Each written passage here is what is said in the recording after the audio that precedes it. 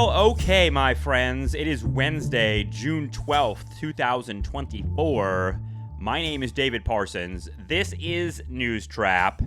Welcome to the Nostalgia Trap main feed, listeners. I'm putting these episodes up for free for everyone this week. But if you want to listen to the rest of them and keep up with the news, or at least the News Trap and our perspective on it, please consider subscribing to our Patreon page. There's a whole bunch of free stuff over there too, so you don't have to pay for it if you don't want to. I appreciate it if you do. But I just mean that if you like this show and the stuff we put up on the main Nostalgia Trap feed, there's just a ton of stuff on our Patreon, and that's kind of what I think of as our main page with all the things we've produced over the years. Okay, so check that out if you get a chance. Today, I want to talk about Phoenix, Arizona. I've been thinking about Phoenix a lot lately. I think I've mentioned it on the show a couple times just because it's a place to keep an eye on in terms of the front end of both climate change and political collapse. Things in Phoenix are fucking insane right now, and I was really happy to see that there's a big, long-form journalistic piece up right now at The Atlantic by George Packer called "The Most American City, Searching for the Nation's Future in Phoenix, Arizona." And it catalogs and puts into data and sort of anecdotal stories about all the things I've been thinking about. I've been waiting for someone to write this piece.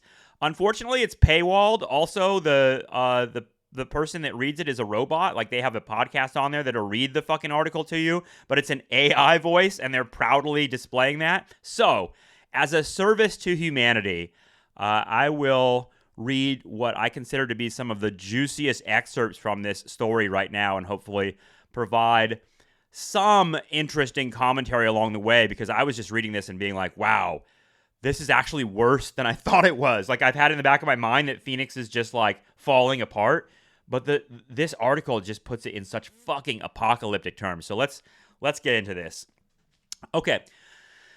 Phoenix makes you keenly aware of human artifice, its ingenuity, and its fragility. The American lust for new things and new ideas, good and bad ones, is most palpable here in the West. But the dynamo that generates all the microchip factories and battery plants and downtown high-rises and master-planned suburbs runs so high that it suggests its own oblivion.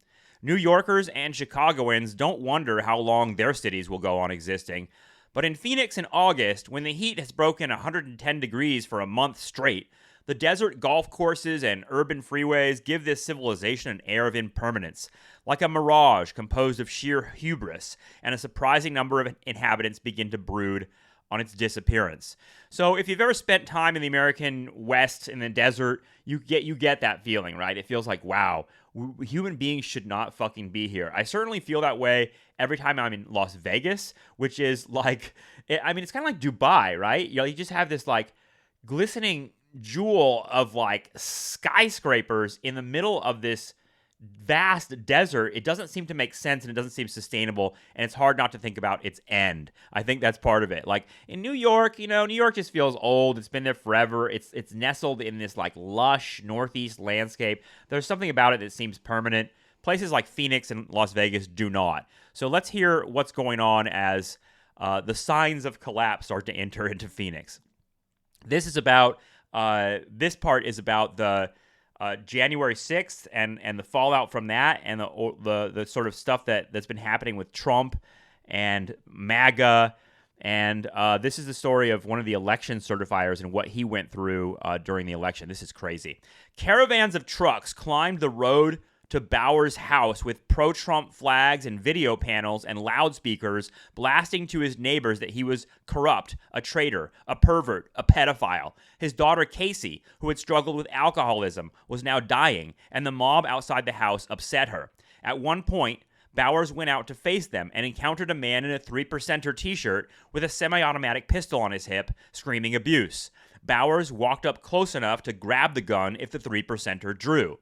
"I see you brought your little pop gun," he said. "You gonna shoot me? Yell all you want, don't touch that gun." He knew that it would take only one would-be patriot under the influence of hateful rhetoric to kill him. He would later tell the January 6th Congressional Committee, "The country is at a very delicate part where this veneer of civilization is thinner than my fingers pressed together. So this is a guy that certified Joe Biden's election, and the result was that a Trump mob came to his house and threatened to kill him, and they brought guns. That's why he's saying there's a thin veneer of civilization here. All I did is I'm just like a boring election certifier. I just fucking like put the paperwork together and send it in. And the result is a mob of people wanting to kill me. He got an email on December 7th. Here's the email. Fuck you, you rhino cock-sucking piece of shit. Stop being such a pussy and get back in there. Decertify this election. Or not only will you not have a future in Arizona, I will personally see to it that no member of your family sees a peaceful day ever again. And this is like all caps emails that this guy is getting. So like just instantly, like, you don't certify the election for Trump, a bunch of people are going to email you and threaten to kill you and your family, and they're going to surround your house with guns. But we don't have a problem with fascism in this country, right, guys? Okay. The masculinity of all this, and I know I harp on gender a lot, but like you're going to hear some shit in here that kind of combines whatever Trump is doing with this sort of cultural cuck, loser, beta male freak out hysteria about masculinity. So listen to this. Actually, let's keep going into Phoenix. The problem in Phoenix is it's too fucking hot and there's not enough water. And that's the climate change part of this. It's too fucking hot. It's too hot to live there, and there's not enough water for a future. So even touching the pavement is dangerous. A woman waiting in line outside a food pantry showed me a large patch of pink skin on her calf, the scar of a second-degree burn from a fall she'd taken during high heat. The homeless population of Metro Phoenix has nearly doubled in the past 6 years amid a housing shortage, soaring rents, and NIMBYism. Multifamily affordable housing remains dirty words in most Valley neighborhoods. Nor is there much a mayor can do about the rising heat. A scientific study published in May 2023 projected that a blackout during a 5-day heat wave would kill nearly 1% of Phoenix's population, about 13,000 people, and send 800,000 people to emergency rooms. So there's the projection of what's going to happen if we continue along this path. Last summer, there was a month of temperatures over 110 degrees in Phoenix. That was, I think, with a moment when I started to turn on in my mind, like, oh, keep an eye on Phoenix. They're fucked out there. Like, that's impossible. And those statistics, the idea that it would kill nearly 1% of Phoenix's population to just have a 5-day blackout in the electricity, which happens all the fucking time, why would anyone go to fucking Phoenix? And yet, the people that go to Arizona, I mean, I've been living in Southern California all my life, so I've always known that the people that go to Arizona are usually fucking right-wing freaks who are like, I don't like California because it's too fucking liberal, and they go out to Phoenix. And so, like, in other words, like, a lot of the people out there are fucking douchebags that went out there for some sort of, like, right-wing paradise, and now they're eating shit in it, and that schadenfreude is nice for me. Eat it! But the sad thing about it is that it's not all right-wing freaks out there. And you're talking about a homeless population, they're the ones that are going to die. And they're the ones that are dying. When these heat waves happen, the people that die and go to the emergency rooms, it's homeless people. Because, of course, they're not in these, like, they're not inside in the air conditioning. You got to have money for that. Okay, let's continue. I don't know why people want to live here, she said, smiling faintly, her pallor set off by thick black hair. We can't have enough housing infrastructure for everyone who wants to live here. So why are we celebrating and encouraging more business? Why are we giving large corporations tax breaks to move here?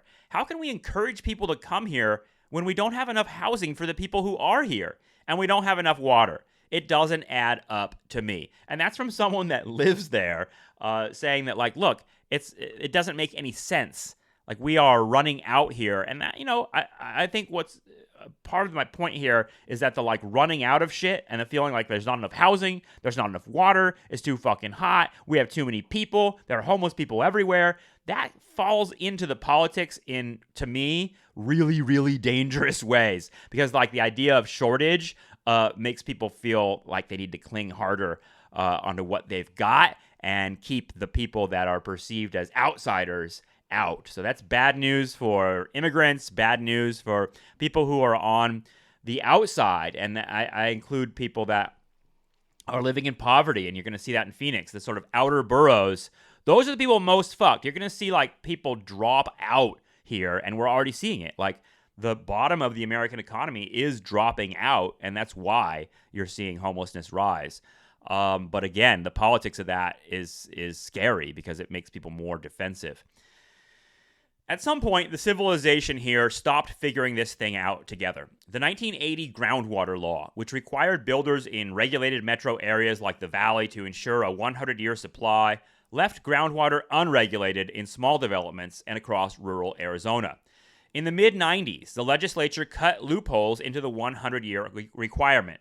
The God-given right to pursue happiness and wealth pushed housing further out into the desert, beyond the reach of the valley's municipal water systems, onto groundwater. In the unregulated rural hinterland, mega farms of out-of-state and foreign agribusiness began to pump enormous quantities of groundwater. The water table around the state was sinking, and the Colorado River was drying up. So, deregulation of the water supply was key. They are extracting water from the desert now, the groundwater, stuff that they weren't supposed to do, and that's why we're running out. They grew, in other words, Phoenix went into the water supply in a way they weren't supposed to, and the result is they grew too big to be sustainable, and now we're going to see the big decline, and people fighting over that. And you can imagine them saying like, oh, it was actually pedophiles that did this, right? It was actually reptiles. It was actually Jeffrey Epstein and Bill Clinton that did this. There'll be all sorts of like crazy conspiracy shit, and we'll get to that in a second. Without new regulation, we will have land subsidence, roads cracking, destroying infrastructure, and in some cases, people's taps going dry. The crisis wouldn't hit the water-rich Phoenix Metroplex first. It's going to be on the fringes, and all the people who allowed themselves to grow there are going to be really unhappy when they find out there's no water.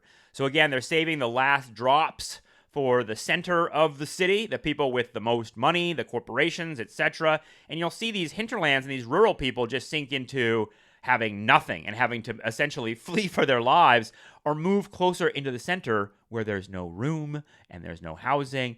This is sort of like thinking about, again, like this decline happening most to people at the bottom, and it's like middle class people who are driving the politics. So that's what's important here. I mentioned this I think yesterday or on News Trap this week. I was yelling about how it's weird that like middle class people are complaining about the economy while at the same time they're like spending so much money. Well, that's because middle class people are the ones that are sort of like in control of the narrative. They're the ones that are voting. They're the ones that are that we pitch our politics to. So it makes sense that middle class people are the ones that are like freaking out. But it's funny because they're not the ones that are really feeling it. And so like to me, like the middle class watching the bottom just get fucked over completely, that creates fear, hysteria, paranoia, conspiracy, and feelings that it's coming for them too. And that's what I fear. That's what I see happening here. Phoenix is a ground zero for it. The middle class getting pilled on the idea that they're about to get fucking wiped out. If, like almost everything else in American politics, water turns deeply partisan and ideological, contaminated by conspiracy theories and poisoned with memes, then preserving this drought-stricken civilization will get a lot harder, like trying to solve a Rubik's Cube while fending off a swarm of wasps that you might be hallucinating. So there you go. Like, this is a big point. We've lost the sort of any kind of consensus reality because of the internet, because of conspiracy theories and memes. And the result is we're not going to be able to deal effectively with our problems because people are fucking nuts. They don't believe anything. And when you get to water, like, okay, we've already gone to vaccines. No one's ever going to take a vaccine anymore. Everyone thinks it's bullshit. I've heard it from everyone. Surprising people have come up to me and been like, I'm never taking that vaccine shit again. Like they won. The vaccine nuts fucking won. We'll never be able to handle a pandemic with a vaccine ever again. So good job, guys. Next, we're coming for water, right? Don't drink the water. The water is poison. Well, that goes back into like conspiracy theories from the John Birch Society in the 1950s. You can hear the guy in Dr. Strangelove talking about the water. And like, you know, with all this conspiracy stuff, there's nuggets of truth. And that's what's fucking frustrating, right? Like, you know, talk about the water, and I'm like sitting here like, oh, what a conspiracy theory. But look what happened in Flint, Michigan. They fucked those people over. That whole city is fucked because they fucked with the water supply. And the water supply is still poison, even though Obama went down there and tried to pretend drinking a drop of it. It's still poison. And I mean, that just feeds the feeling that like people are going to have, which is don't drink the water. But you can see all the ingredients for some really fucking insane shit here. And I think, let's get into the election of 2024, because to me, these elections where it's all just like a culture election now, like the economy stuff doesn't really matter as much. It's just like Trump versus Biden and like all sorts of like lizard conspiracies attached to that. Listen to this, because this is about, starting Turning Point, Charlie Kirk, the whole like conspiracy right wing internet thing. The details of this is just unfucking believable. And here's where we'll get into some of that gender stuff. Kirk started Turning Point in 2012 when he was 18 years old, and through tireless organizing and demagoguery, he built an 1,800 chapter, 600,000 student operation that brings in $80 million a year, much of it in funding from ultra-rich conservatives. The psychology is that of civilizational suicide. The country has never lived through the wealthiest hating the country. What makes this movement different is that you are here as a grassroots response to the top-down revolution happening in this country. When the young leader of the grassroots counter-revolution visited college campuses to recruit for Turning Point and record himself baiting progressive students, Kirk sometimes wore a t-shirt that said, "The government is lying to you," like Mario Savio and Jerry Rubin 60 years ago, demonstrating the eternal and bipartisan appeal for the young of paranoid grievance. His business model was generational outrage. He stoked anger the way Big Ag pumped groundwater. This is a bottom-up resistance, and it terrifies the ruling class. Kirk was waving a finger at the students in the hall. Will the people who are the sovereign in this country do everything they possibly can with this incredible blessing given to us by God to fight back and win against the elites that want to ruin it? Elites invite 12,000 people to cross a wide open border every day. They castrate children in the name of medicine. They try to put the opposition leader in jail for 700 years. They hate the United States Constitution, Kirk says. They hate the Declaration. So all that is really fucking funny. Charlie Kirk is a fucking loathsome piece of shit. And yet, he has the ear of tons of young men especially. So why? Ask yourself why Charlie Kirk gets so much play when, there was this burst of, a few years ago. I was part of it, right? The, young podcast left. I'm a lot less young now, but, the podcast left, the, Bernie bro thing. That's why I say, young male energy is much more on the right than it is the left. And that's sad. I mean, I wish it weren't so, but that's just the way it goes. Charlie Kirk has the ear of young men, and that's fucking terrifying and shitty. And listen to the shit he has to say. Elon Musk liberating Twitter will go down as one of the greatest free speech victories in the history of Western civilization, Kirk said. We can say that January 6th is probably an inside job. It's more of a Fed-surrection than anything else, and that 99% of people on January 6th did nothing wrong. That we can go on Twitter and say George Floyd wasn't a hero and Derek Chauvin was targeted in a Soviet-style trial that was anti-American and un-American. One of the reasons why the powerful are getting nervous is because we can finally speak again online. The other good news is that American high school boys are more conservative than they'd been in 50 years. Turning Point's mass production of memes had given a sense of purpose to a generation of males known for loneliness and suicidality. Kirk is obsessed with their testosterone levels and their emasculation by elites who want a guy with a lisp zipping around on a Lime scooter with a fanny pack, carrying his birth control, supporting his wife's career while he works as a supportive stay-at-home house husband. He has a playlist that is exclusively Taylor Swift, and their idea of strength is this beta male's girlfriend opening a pickle jar just for him. So you can hear the fucking contempt, the really lame, the lame attempt to be macho guys, and point out that there is this archetypal cuck, fey, gay guy. I mean, the homophobia and misogyny of all of this is why it's not worth unpacking. I don't need to analyze it. You can hear it. It's just gross shit, and yet it fucking resonates, right? I cannot tell you. Just being in law school and being around guys in their 20s for the first time I've been in a long time, honestly. And this is just consensus shit.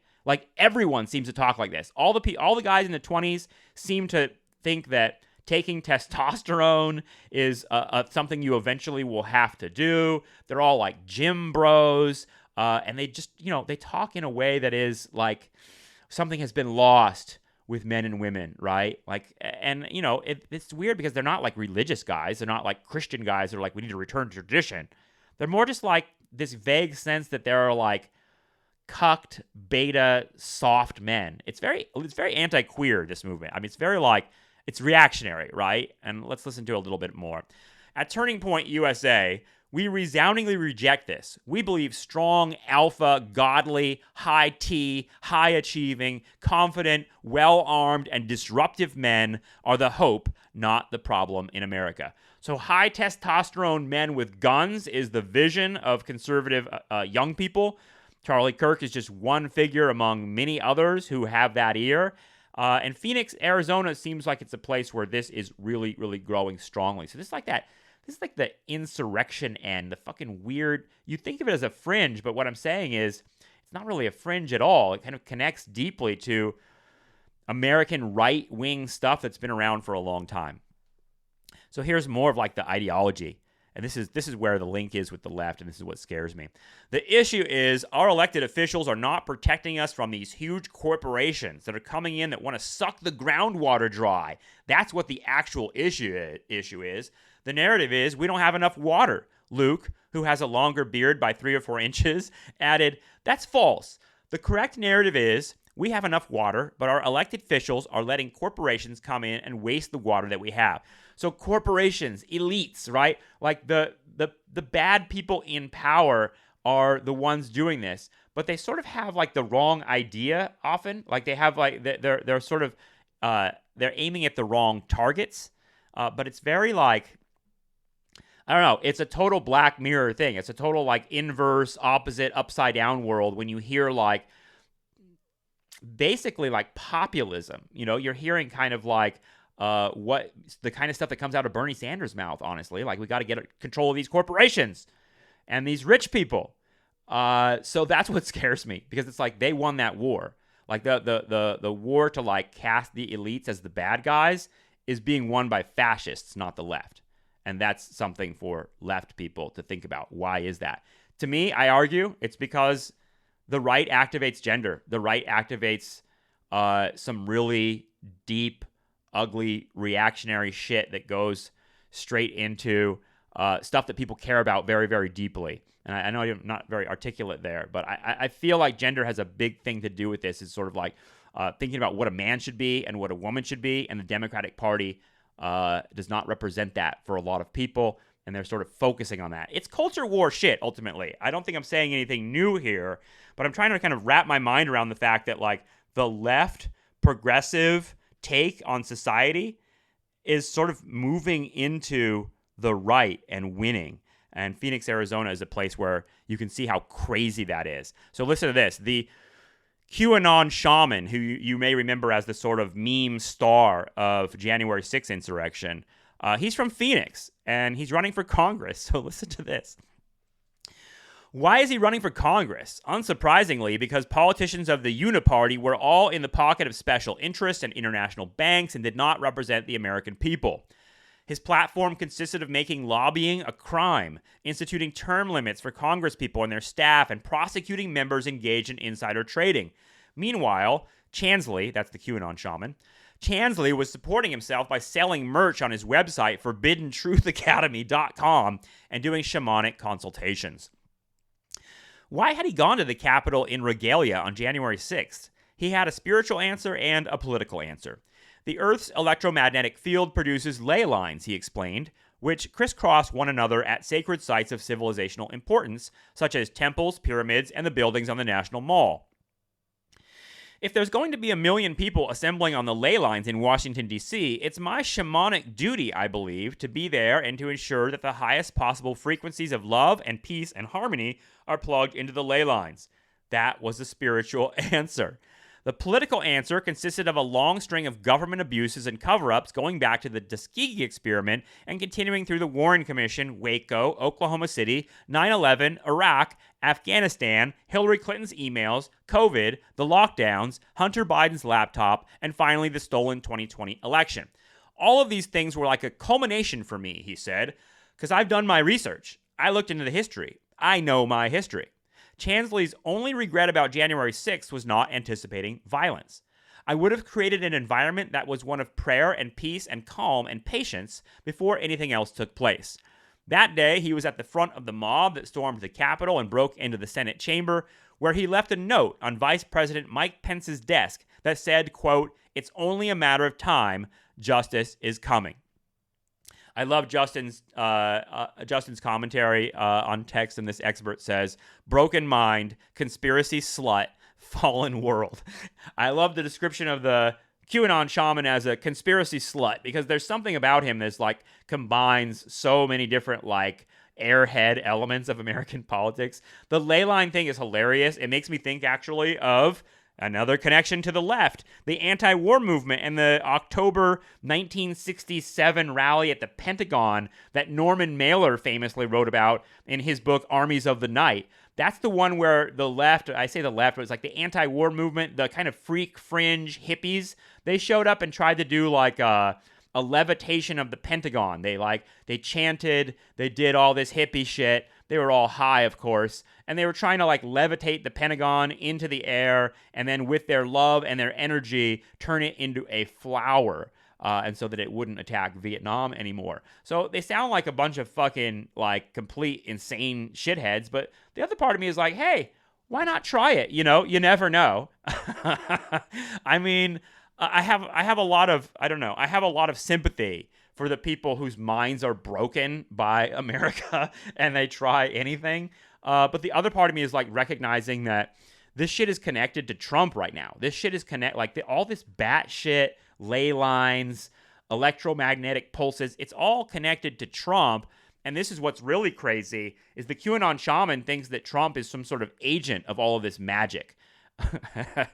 Listen to this. One leader had the QAnon shaman's complete respect, Donald Trump, who sneered at globalists and their tyrannical organizations, and who Chansley said with that strain of confident knowing in his voice, declassified 3 vital patents: a zero-point energy engine, infinite free clean energy, a room temperature superconductor that allows zero-point energy engines to function without overheating, and what's called a TR-3B, a triangular-shaped anti-gravity or inertia propulsion craft. And when you combine all these things together, you get a whole new socio-economic geopolitical system. So, just want to underline how fucking crazy these people are.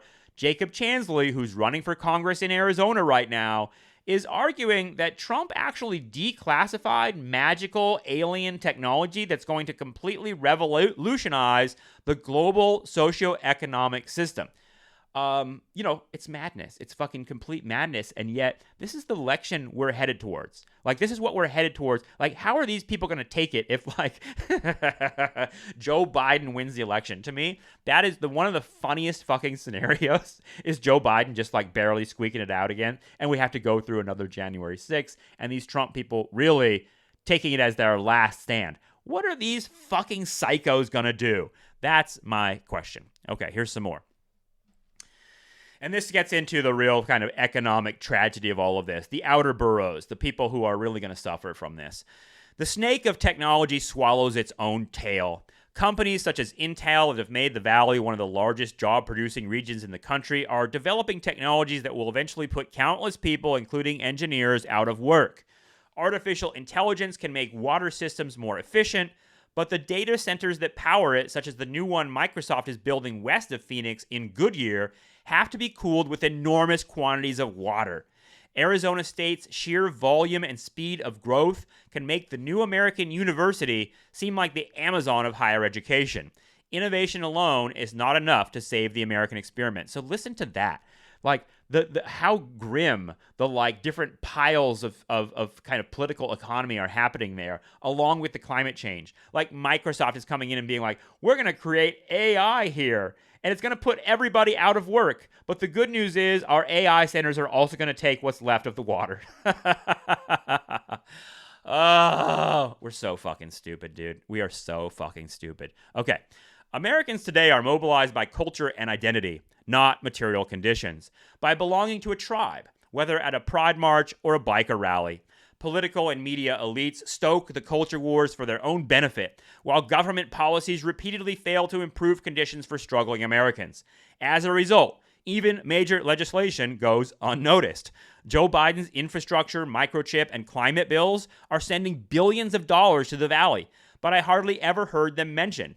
Right now, they're not a factor in my district, Annalise Ortiz, state representative, told me. When she went door to door, the bills hardly ever came up. Honestly, it's rare that Biden even comes up. I think Biden comes up, but he comes up as like the lizard fucking genocide Joe, whatever the fuck they're calling him. Like, Biden comes up as like a figure of like, you did all this, but not as any accurate thing, right? Like, what they're saying is Biden actually flooded your district with money, bro. And the result is nobody gives a fuck. That tells you a lot. And that's back to that like economic shit, right? Like, this is culture war. We're just in pure culture war. We're just in pure like, fuck you, my guy. My guy represents high testosterone. Your guy represents fucking queer people and pride parades. Like, that's what it comes down to. Okay. Populist, more terrifying gender stuff. Populist resentments in America have usually been aroused more by cultural superiority than by great wealth. In 2016, Green Placentia knew that Trump would win because she worked every day with the targets of his appeal. As rich as that fucker is, he stood up there and said, you know what? It's not your fault. It's their fault. They don't care about you. I care about you. I'll fight for you. They're busy fighting to get guys in dresses. Crude, but that's what he said. And when your life is falling apart, when you're not making shit, and somebody stands there and says, I'll help you, I believe in you, you're going to go there. We got to belong to a pack. If that pack isn't paying attention to us, you're going to go to another pack. The pack, she said, is Trump's, not the Republican Party's. And its bond is so strong that a road rage encounter between two members will end in apologies and bro hugs. So just, again, the kind of the homophobia there. Like, they're busy fighting to get guys in dresses. That's what the elite is doing. The elite is telling you that you got to put your son in a dress, and they're taking all your money. Fuck. If I believed that, I'd want to kill him, right? Green Placentia explained it this way. The white working class is sinking, while minority groups with the support of Democrats are rising, not as high, but getting closer.